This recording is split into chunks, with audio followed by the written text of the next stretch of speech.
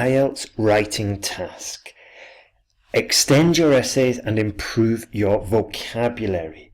This video is all about how we can improve our IELTS score, and we can do this in the IELTS writing task, especially IELTS writing task 2. And the little but powerful technique I'm going to share is one where we are using lists. So my name is Ben Worthington. I've got a few websites dedicated entirely to IELTS. There's IELTSPodcast.com, this one. Then there's sentenceguide.com, which is an online IELTS course. And there is IELTSwritingtask.net, where you can get some feedback on your essays. So let's jump into today's lesson.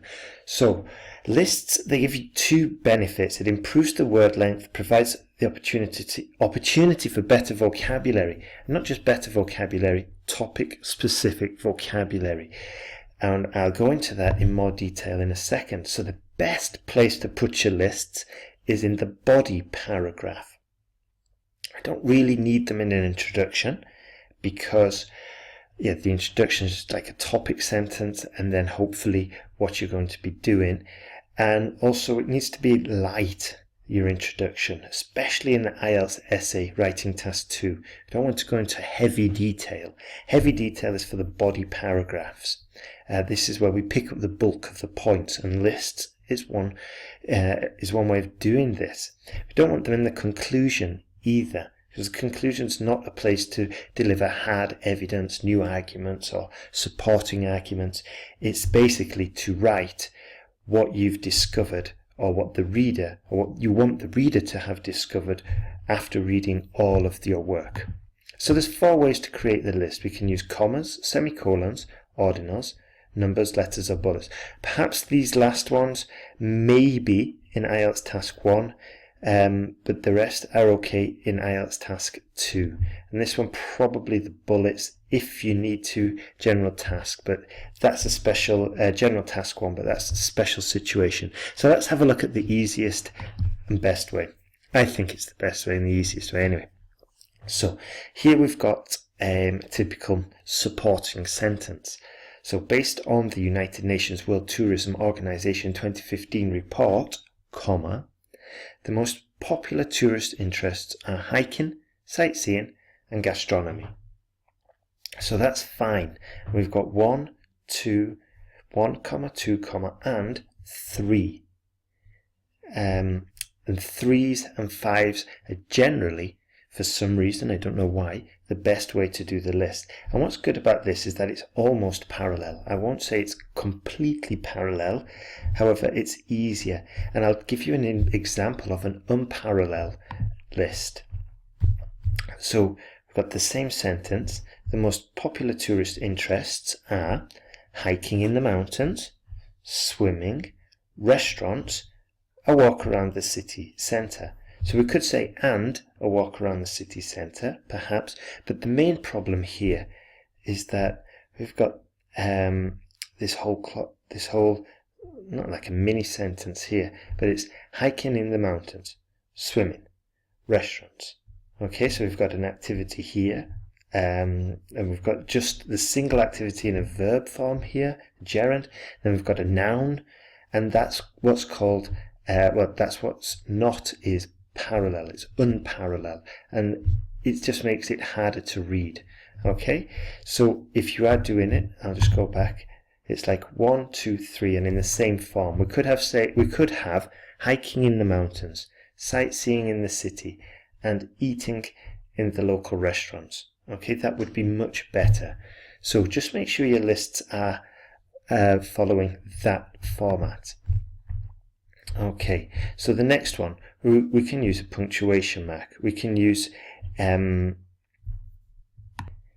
semicolon. And a semicolon is similar to a comma, but a little bit more pronounced, a little bit more. So it's a pause between two clauses or between clauses to indicate a more pronounced pause. Okay, so here we've got the example.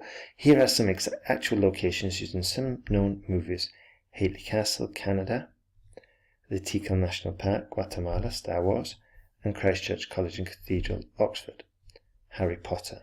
So those might be a little bit more complicated, so you want to use them with caution. The next one, we can use ordinals, first, second, third. We would not write it like that. We would write it in the full written version. So the following are the most studied languages in the world. First is English, second is French, and third is Spanish. This is okay, but in this case, obviously, we want to demonstrate there's a hierarchy, there's an order there. This is especially useful for academic task 1, when the order is important.